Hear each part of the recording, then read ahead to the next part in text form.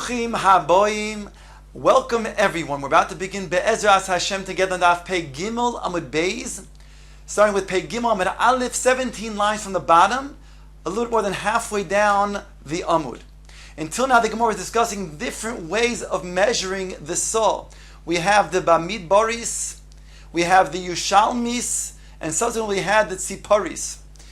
The Bamidbaris is measured at 144 Beitzim for the Saw. The Yushalmis is 173 Beitzim to the Saw. And the Tziparis is 207 Beitzim for the Saw. The Gemara now discusses these measurements. Says the Gemara, Ton Rabbanan, bringing the following brisa: Saw Yushalmis Yiseira al Midbaris Shtus. The saw of the Yushalmis is one. It says a shtus, which is really labar.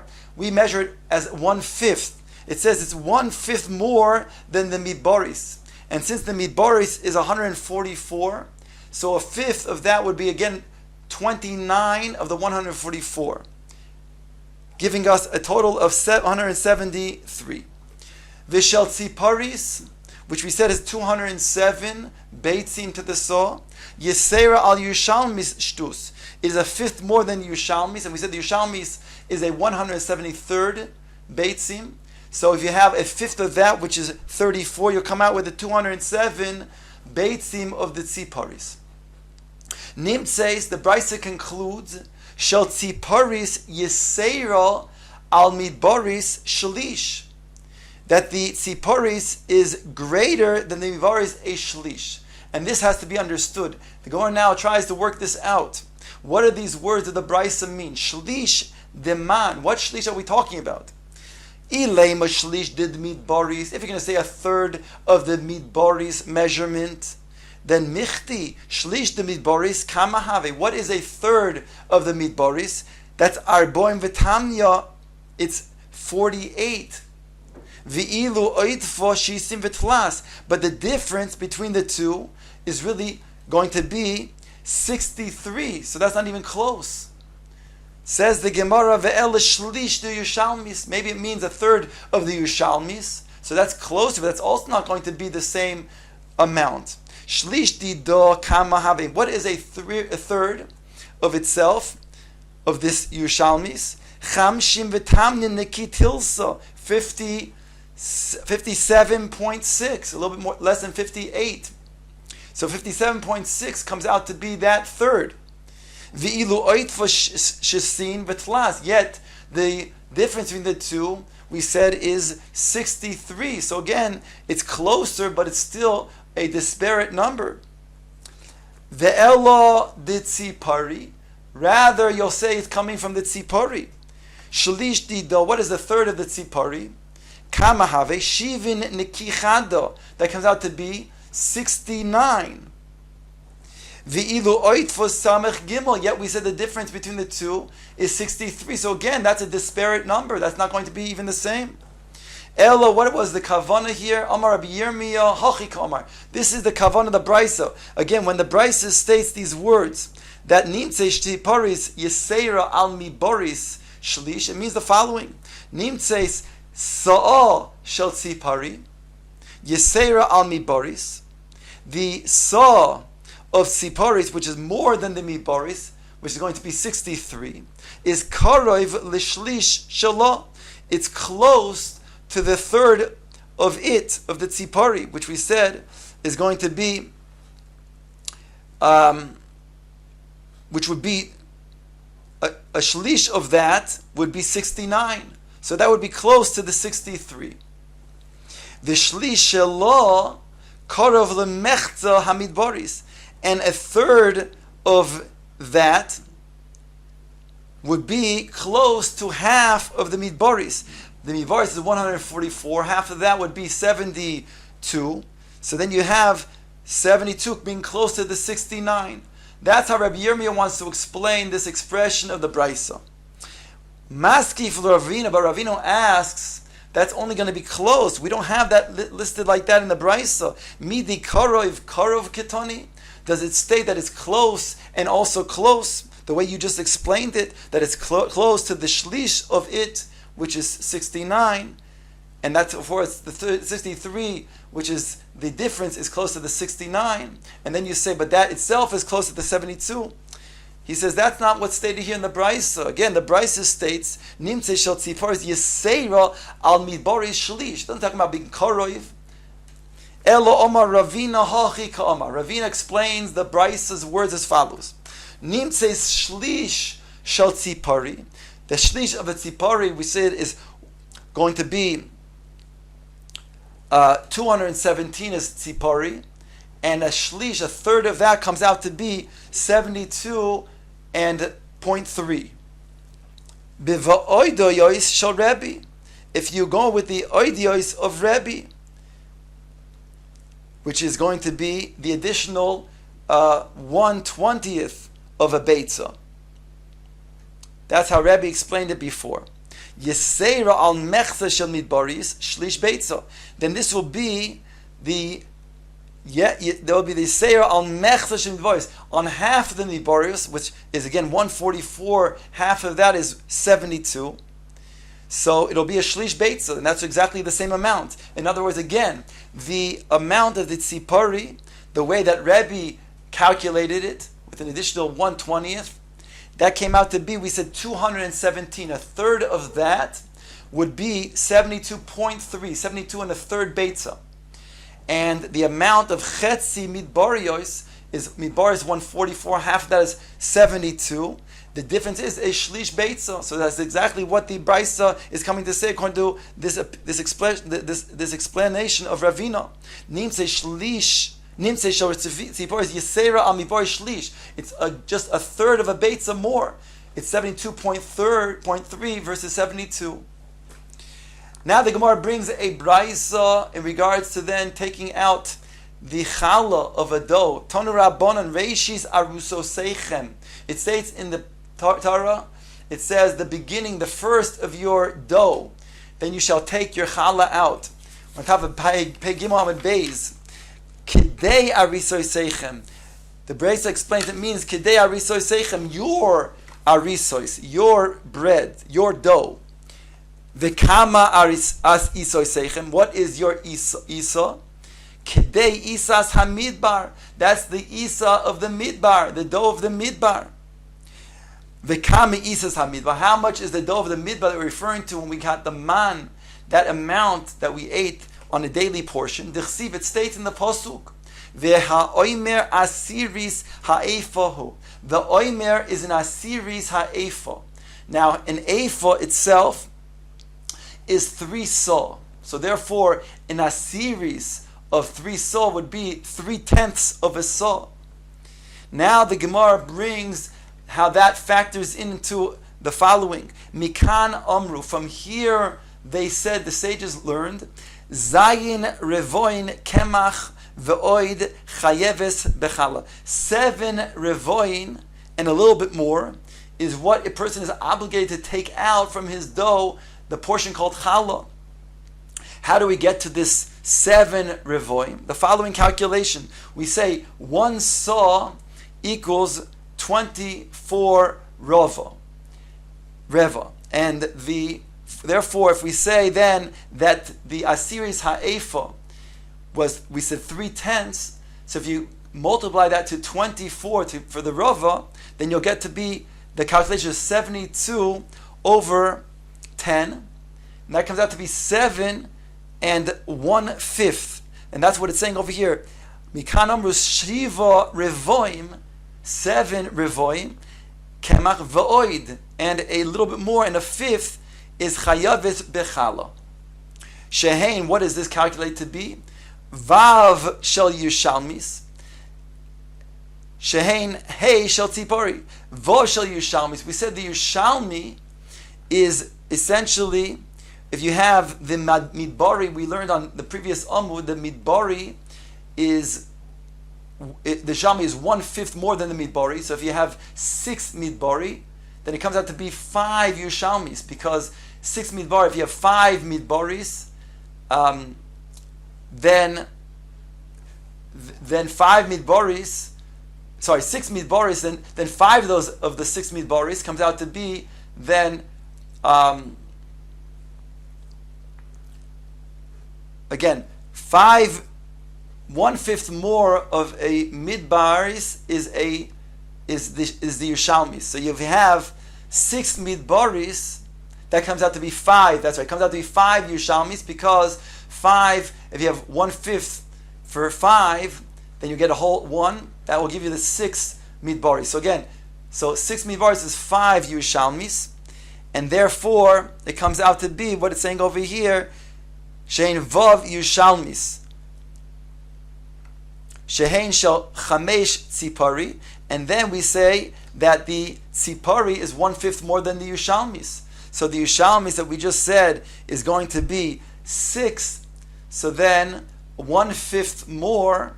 If you have 7 and 1/5, then it would come out to be 7 1/5 Yerushalmis would be 6. Since 1 Tzipari equals 1 1/5 Yerushalmi, so if you add another 5th, and you had before 5 Yerushalmis, 6 Yerushalmis, so you add to that. Now the Gemara explains, Mikan Omru Zayin Revoim Kemach V'oid Chayeves Bechala. Then if you translate this into Revoim, a Reva is really, comes out to be, if you have 1 saw equals 24 Revoim. So if we calculate before, we said in Asiris Ha'efa, which is we said in terms of the saw is going to be 3/10. We multiply the 3/10 to the Revoim times 24. We'll get 72/10, which is 7 and 1/5. So it comes out to be that it's saying over here in terms of Revoim, Mikan Omru 7, Zayin Revoim Kemach V'oid Chayeves Bechala. That's going to be Chayiv and Chala, 7 and 1/5 Revoim.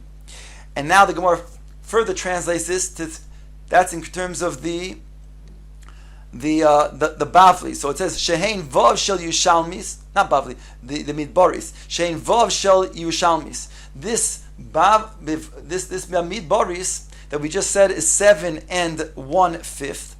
This comes out to be 6 Yerushalmis. Since we learned in the previous Amud that the Yerushalmi is 1/5 more than the Midbaris, so if you have, for example, 5, if you have 6 Midbaris, that equals 5 Yerushalmis, plus another 1 and 1/5, that will give you then the 6th Yerushalmis.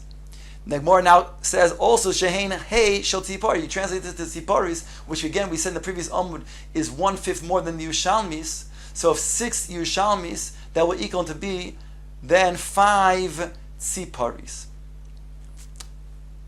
Mikan Omru, the Gemara concludes, Mikan Omru, the Brisa concludes, Ha'oichel Kamida Zu, one who eats this amount, which was the ideal amount, was given in the Midbar, Harei ze bori umevorach, he will be blessed, and he will then also be healthy. Because he will be healthy, he'll be eat the proper amount, and also he's mevorach, because he won't be net, he'll be satiated, he won't need more, he won't be lacking. Whereas yeser al kain ra'avtan, a person who eats more than this is considered to be a glutton. Pachas mikan mikulkol b'me'of. A person who eats less than this, it's going to then have a negative effect on his me'ayin, on his intestines. Says the Mishnah, new Mishnah. Now this Mishnah turns its focus to the Indian of Eruv Chatzeros. Says the Mishnah, Anshe Chotzer va'anshe Merpeses. If you have people who live in the Chotzer, meaning to say many batim that open up to a Chotzer, and you also have people who have many residencies, this Chotzer has it has an aliyah, and in that aliyah has many residencies that open up to a merpeset. That means there's a long balcony that feeds into these residencies. So you have a situation where you have two separate areas. You have, again, the chotzer that has many batim that open up to the chotzer. Then you have, let's say, a ladder that goes from the chotzer up to the aliyah. And that aliyah then has a balcony, a long balcony that then has several homes that open up into that balcony. So essentially, the people who are in the Chatzar, for them to carry from the Batim to the Chatzar, vice versa, they may have to make their own Erev Chatzeros. Similarly, those who carry from the homes into the balcony, to the Merpeses, and vice versa, from the Merpeses to the homes, they have to make their own Erev Chatzeros. So it says over here in the Mishnah, Mikan, now in terms of the two of them combining, they did not make an Eruv together. They could make an Eruv together because they have what's called a Pesach between them, because they have the ladder that goes from the Chotzer to the Merpeses. So that Pesach allows them to combine and make an Erev Chatzeros together, whereby then they can freely carry with one to the next. But they did not do that. So says the Mishnah, now the Mishnah, if we stopped over here, it would be Pashut, that with barring the fact that they did not make an Erev Chatzeros between the two of them, they cannot carry between, let's say, the Bayis to the Merpeses, and people from the Merpeses can go from Merpeses to the Chotzer. That's clear. But here the Mishnah is speaking about when you have an Amud, or you have a tail, either you have a pillar or you have a mound of dirt that is used during the week by both the people of the Chotzer as well as people by the Merpeses. The people of the Chotzer, for example, put their heavy loads on this mound or on this Amud, and the people of the Merpeses lower their belongings onto this Amud. So here the Shaila is on Shabbos, who can use the Amud? Can one use the Amud? Can the other one use the Amud? Could they both use the Amud? And if they both can use the Amud, then they both are Oyser Zeh al Zeh because they did not make an Eruv. So says the Mishnah, if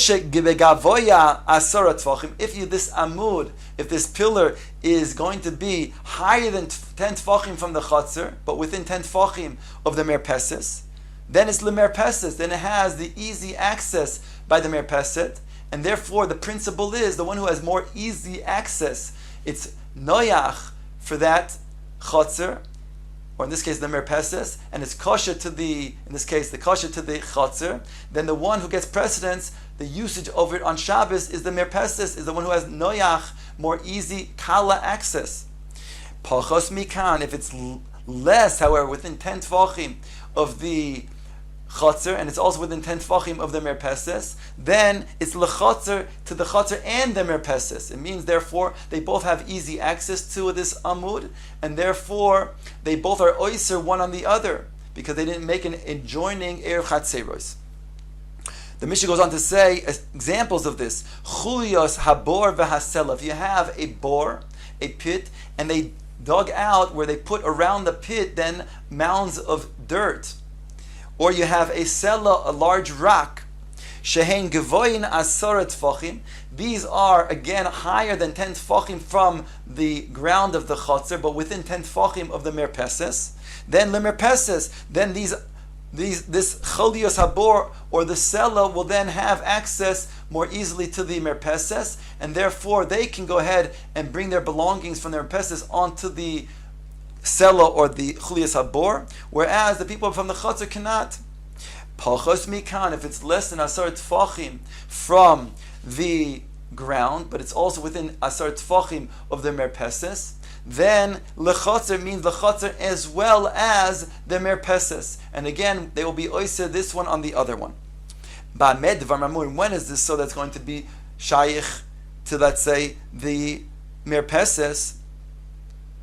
Bismucha avav bismucha, if it's going to be close enough in proximity to the merpeses. Aval memufleges, but if it's going to be far, then afilu gavoya asar tfachim, if it's going to be higher than asar tfachim from the chatzar, it will not be shaykh to the merpeses, it will be lechatzer, because it's far away from the access to the merpeses. What defines close and far? Says the Mishnah, the ezu smucha, what is close? Kol she'eina rechoika arba tfachim, whatever is not going to be 4 tfachim, it's going to be within that distance of 4 tfachim, it's considered to be close. And therefore, in order to be something that's going to have easy access to the merpeses, it has to be within 4 tfachim of that merpeses. The Gemara now brings several examples, both from the Mishnah and different Amoroim, things that seem to be very similar and pashut when we have an item, an amud, for example, that's going to be between the two merpesos, the two chatzeros. We mentioned in our Mishnah, it depends who has easier access. The Gemara now brings different examples of things that are an area that is going to be also between two chatzeros. And again, according to who has easier access, he will then have the usage of that area.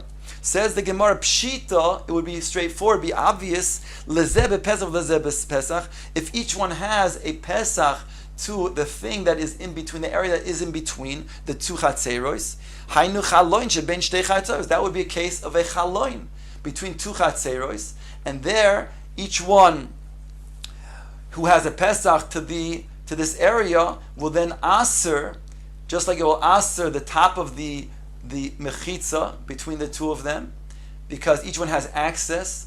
So therefore, if they didn't make an eruv between the two of them, they can't use it. So too over there, when it comes to a chalon, if you have a chalon that each one has access, the windowsill will be then also to each one of them. The Gemara now brings another example. Lezeh bezriko, lezeh bezrika. Here it's higher up, higher than 10 tefachim, therefore you can only throw at a trajectory and from each chotzer, from each side. So then, what is there also be obvious? Hainu kaisa shebein beis chatzeros. That's like a wall between two chatzeros, as we said before. A wall between two chatzeros. Each one has its independent access, whereby each one is oyster on the other one. They can neither one can use them without having an erev chatzeros between the two of them. Lezeh b'shilshul v'zeh b'shilshul. If you have the opposite, not on the higher up, but rather it's lower down, each one has to then lower down asar tefachim. Then hainu charitz shebein beis chatzeros. It would be like a ditch between two chatzeros, and there we learned before as well that again each one would have equal access, whereby each one will then oyster on the other. Lezeh b'pesach, lezeh b'zrika. If one has an opening and the other one, he has to throw it at a trajectory. So therefore, who has easier access? The one who has the Pesach. And therefore he can use it on Shabbos, where the other one will be oyster. Hainu derabe barav Huna amarav Nachman, who taught us before, again, the one who has the easier access, in this case the one who has the Pesach, he then can use that area and carry from his chotzer to that area and vice versa, whereas the other one, who can only do bezrika, it's 10 tvachim higher, cannot have access. And here we have the opposite scenario. If you have one who has bepesach, he has an opening. The other one, it's lower down, lower than asar tvachim. So again, Hain Rav Shizbi Amar Rav Nachman. There he taught us that the one who has access, again, more easy access with the Pesach, he has then the ability to use and carry from his chotzer to this area, whereas the other one is going to be osir.